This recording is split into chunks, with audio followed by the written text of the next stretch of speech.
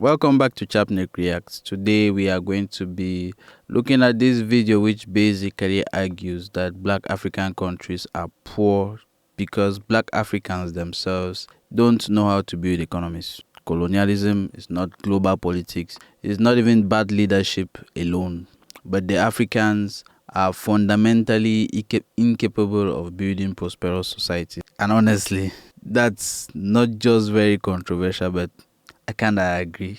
But to what level, I don't know yet. So let's look at the video and then we are going to measure to what level I agree and to what level I don't. So let's Black? Yeah, and the video is coming to us from Bantu City Diary. Shout out to the guys at Bantu City. Black African countries can't build successful economies.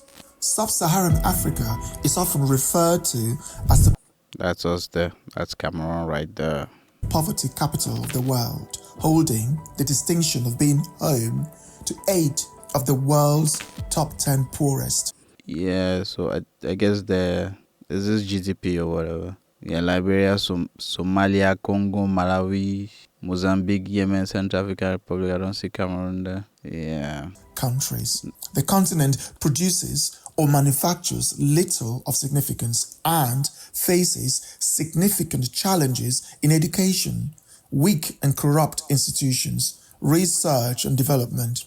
Well, yeah, at least when it comes to education, the kind of education that we really receive here is the type which given to us by some people are going to say colonial masters, and that was really because the kind of education that we get here, for the most part, you're unable to get out of school and get employed even. If you even think about it, that education was made so much so that was made by people who had industries and they wanted people to leave the schools and get into industry and work for the industry. That is not even the case, because with the grammar school that we have here and the universities that we have here and all the curriculum that we actually follow, for the most part, I don't think there's most people who are living, say, the advanced level as it is here in Cameroon. When they leave the advanced level, you're unable to do much. So that's a huge problem.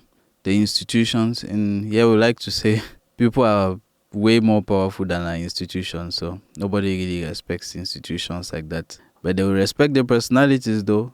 Yeah, research and development. Yeah, if it is not about farming, we don't know where the research or development comes. And research and development is not really pushed by governmental bodies, or those are usually done by very private endeavors. If it is not really a private endeavor, then infrastructure, at least for this one, we can really see how dire the state of infrastructure is in our countries, especially given that, like, for example, in Cameroon here, the president of the FECAFOOT just finished the building for the FECAFOOT, and that has been undone for the past 13 years.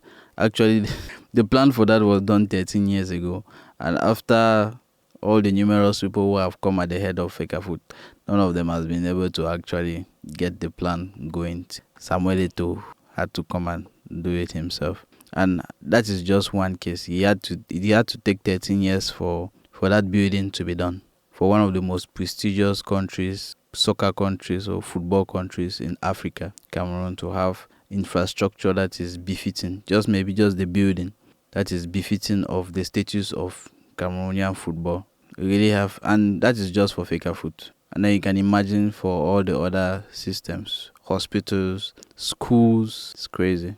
Infrastructure and governance. Yeah, The nearly governance is another 50 one. countries in sub-Saharan Africa exhibit similar deficiencies across these critical areas. When Africa is mentioned globally, poverty Yep. So many times you go on Facebook and you see one of these, whether it's UNDP or whatever, the always thing is hunger, Africa, which you see. When they just, either the black person or the African, the first thing that usually comes to mind is poverty. Yeah, not very good marketing for us, Africa. comes to mind.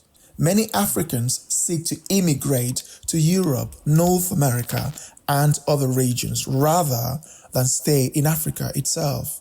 This brings us to the crux of this video. Africans do not know the mathematics on how to build prosperous economies.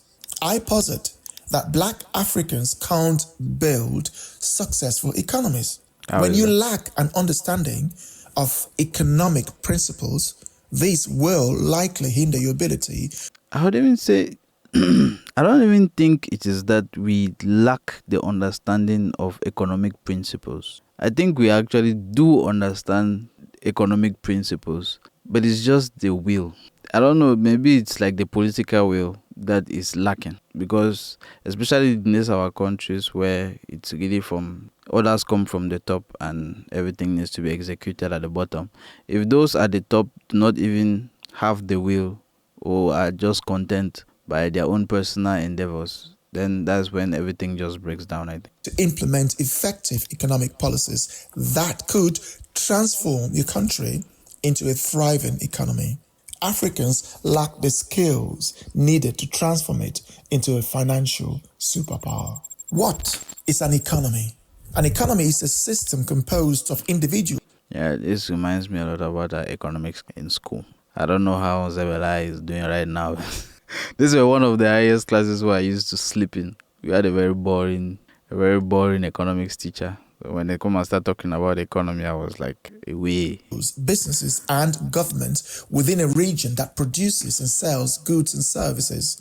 It reflects how a nation creates, distributes, and consume goods and services, as well as How a country creates, distributes, and consumes goods and services. Well, when you even see this, you look at our African countries. We create raw material and we send them away.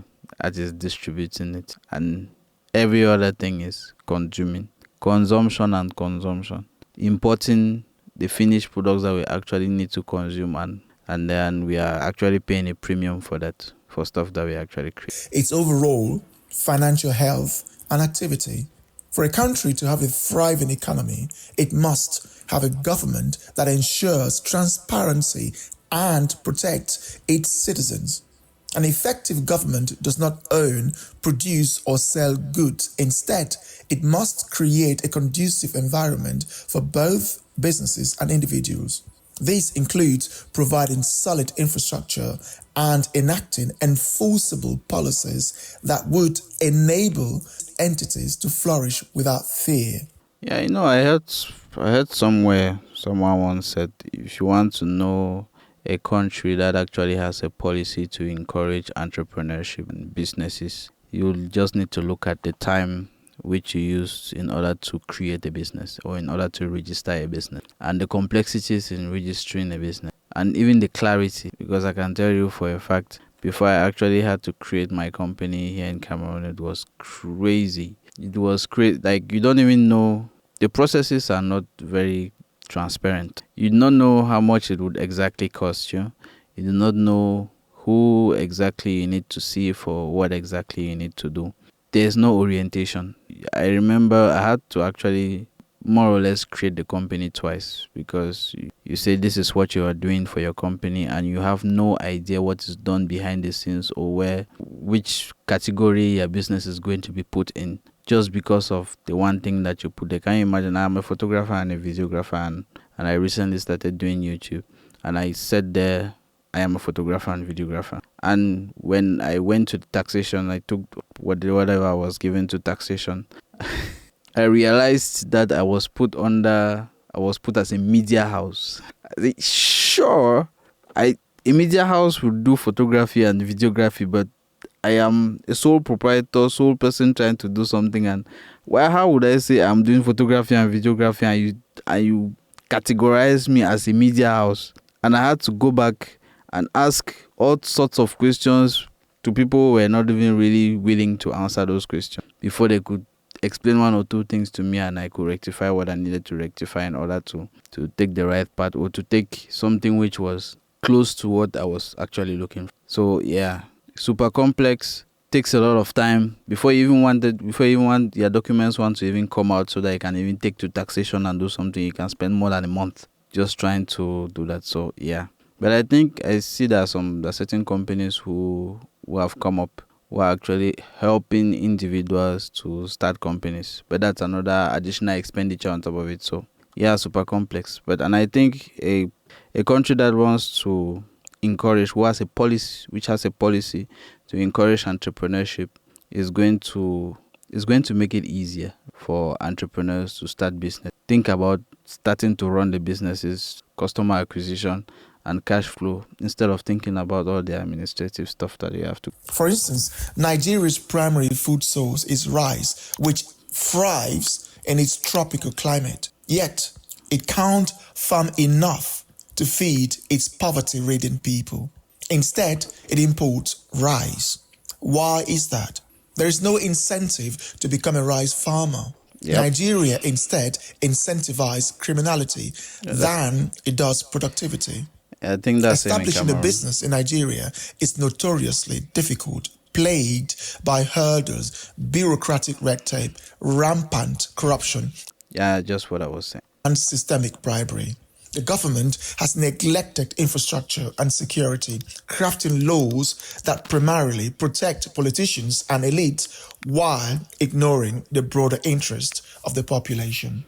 In Nigeria, almost every transaction involves kickbacks and under-the-table deals, creating a perilous economic environment. Yeah, that's what we call choco. Everywhere you go, you need to remove choco. I remember in what I do in photography and videography, I really don't like a government entity or a governmental entity. Say if a ministry called me for work under the name of the ministry, there's a high probability that I'm going to because for the ministry to remove money and give you, nah. You are probably going to spend a whole year waiting for that money. And after you have done the work, you have finished everything, and they expect you to deliver before they pay, and then before they send you to the treasury, or they send you to wherever to go and deposit a dossier, to go and put down your documents. And then the person who actually has to give you the money needs to have kickbacks from them. What are we doing here? So then for me to have that type of headache, please keep it aside. And it's also that I've not really had those type of jobs before. I've always told myself if I had something like that, I'm going to ask for payment upfront before you do. I guess that's a lot more about positioning and from where the work is actually coming from. This situation directly contributes to the country's poverty.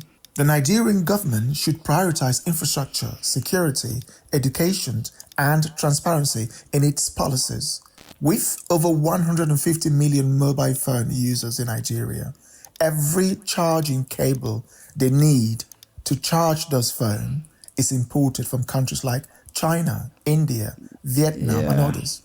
Yeah, I don't think we even produce even a cable. I don't even think we produce even copper cables in Cameroon. And we use all of these things. Why can't Nigeria produce these cables locally? Yeah. The government should create incentives to encourage local production of essential goods while facilitating trade within the country and its neighbors. Yeah. Another significant product in Nigeria is flour. Why can't Nigeria produce? When the Ukraine war started, to have flour in Cameroon was crazy. Even right up till now, I think it's still very crazy. And it actually led to one of these entrepreneurs. I think he does like flour with cassava. He does cassava flour.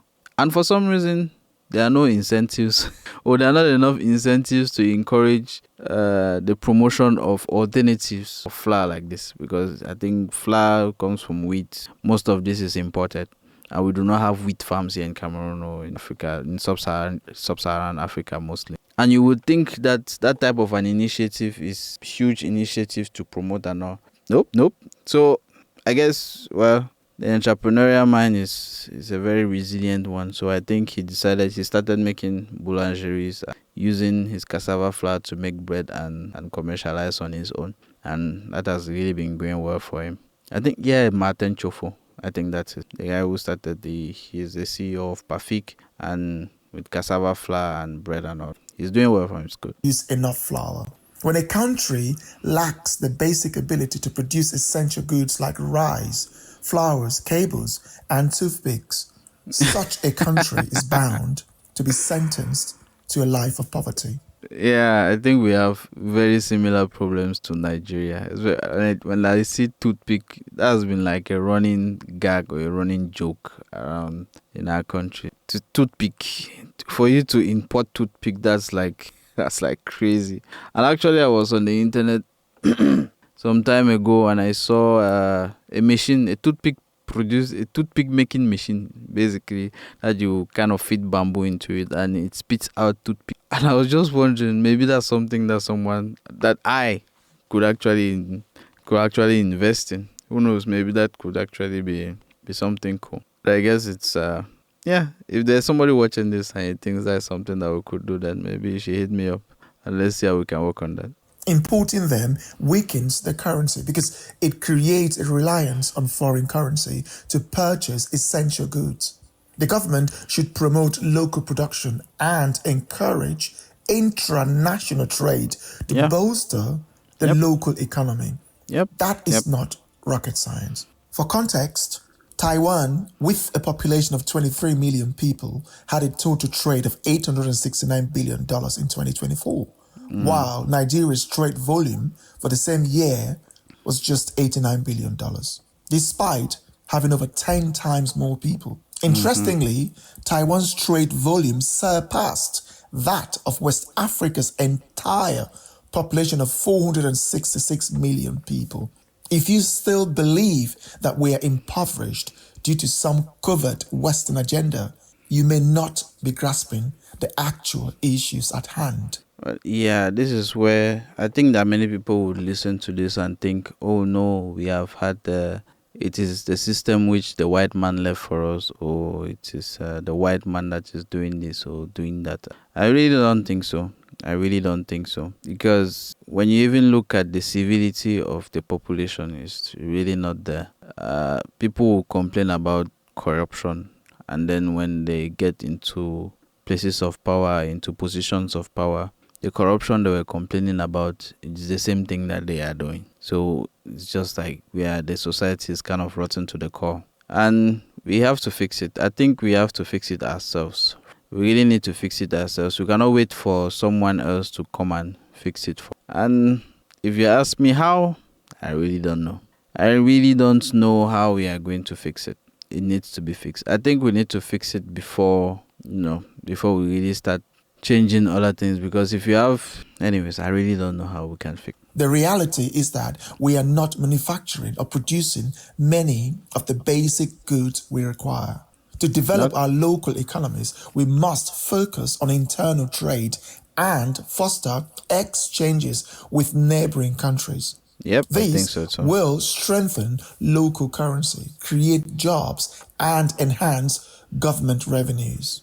Well, I'm not an expert in this, but the one thing that I think some time ago, Ghana was talking about how they are one of the first African countries where you can actually move in and out visa free.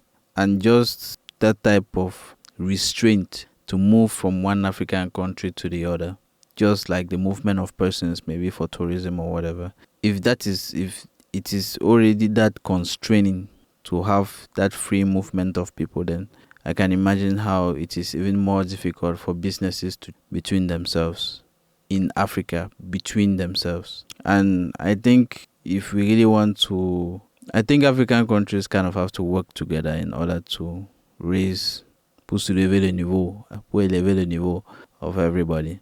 When I look at the Dangote plants now, what Dangote is doing now with the refinery, one of his things, and it's something that I really enjoy about Dangote, is that he's trying to really involve the Africans into, since I think the refinery is going to be going public in a few weeks, and I think I saw somewhere it was written 25%. He's putting 25% of the shares for Africans. He wants Africans to participate. He wants Africans to benefit from it, because he's really going to be selling a lot of deals to Africans, and that is something that is huge and can really make Africa become this powerhouse that we really want it. And so yeah, we really have only ourselves to blame, and we can only do it ourselves. There's no white man that is going to come to Africa to come and make it better for us. There is no magic solution to these challenges. The total intertrade among 16 West African countries, which have a population of 466 million people, was just $52 billion in 2024. Compared to? In contrast, Switzerland, with a population of just 8 million, traded $127 billion with Germany in the same year. Damn. Singapore, that's just with one other just country. 5 million people engaged in intertrade worth $54 billion with Malaysia, while Hong Kong, with 7 million people, had an intertrade with South Korea totaling $45 billion. That's just between two countries. Can you imagine? No one would want to visit a country where over 85 million cases of bribery occur in the public sector each year. The infrastructure in Nigeria and many other African countries are lacking. There are insufficient roads, trains, air traffic system, and reliable means for transporting goods. Institutions lack solidity and transparency, resulting in significantly low productivity. Some might argue that there are roads and trains flight. However, try driving from Benin City to Akure in Nigeria, a distance of just 112 kilometers, and you will see how many hours it takes you.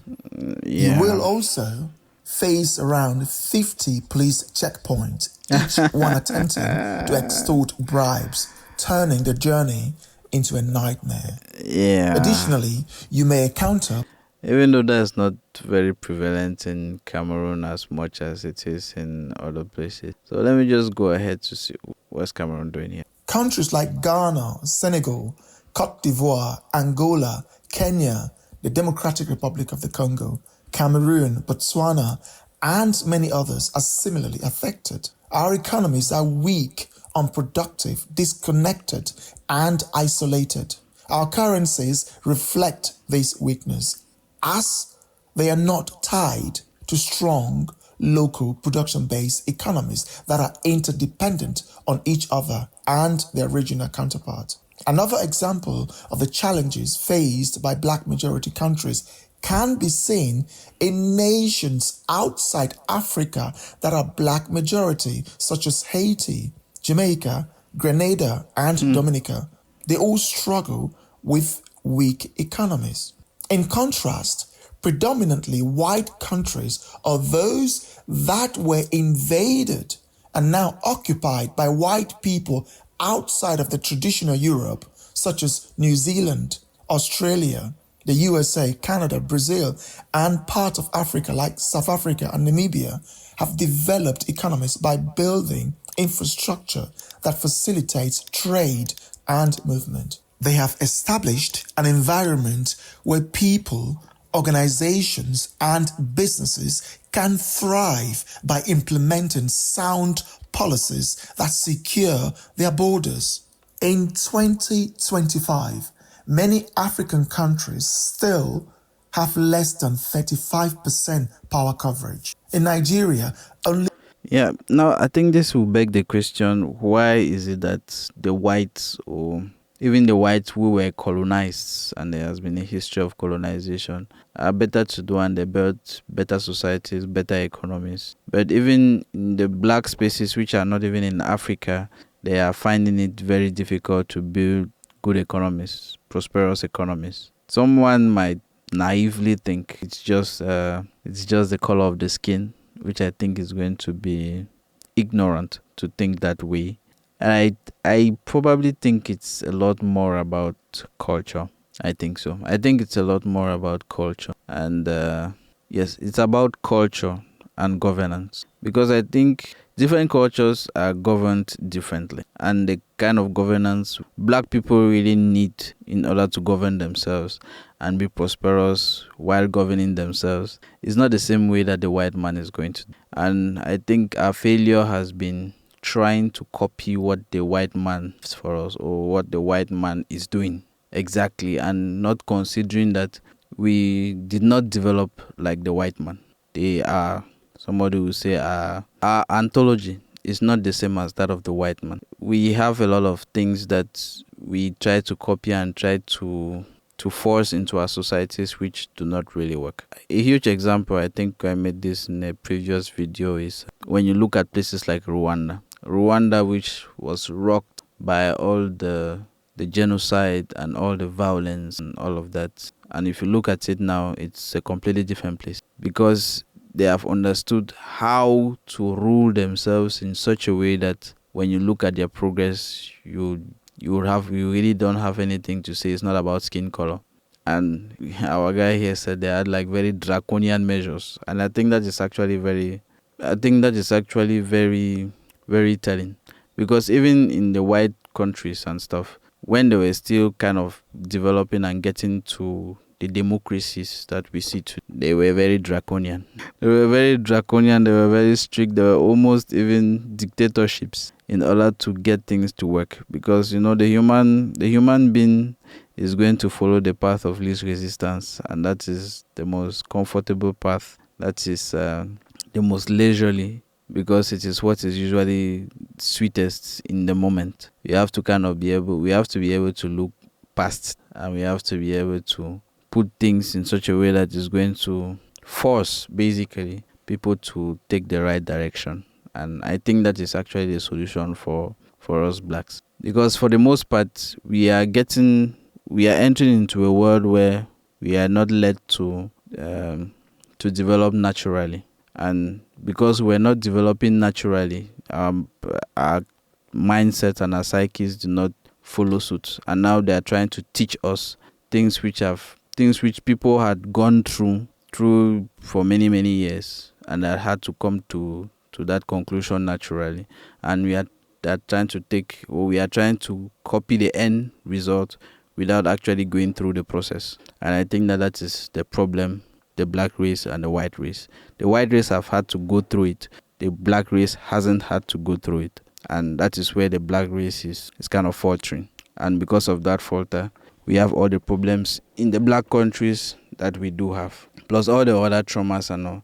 I don't think it doesn't count, because we still have to go through all of that. And yeah, anyways, I'm going to leave it here. I think we have been on this for quite a while. I don't think let me look whether it seems like a lifetime to them.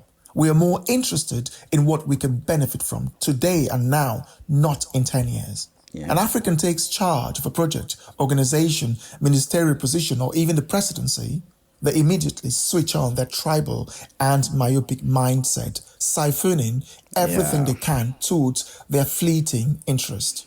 We are not ready. Yeah, and you have to show our popo there.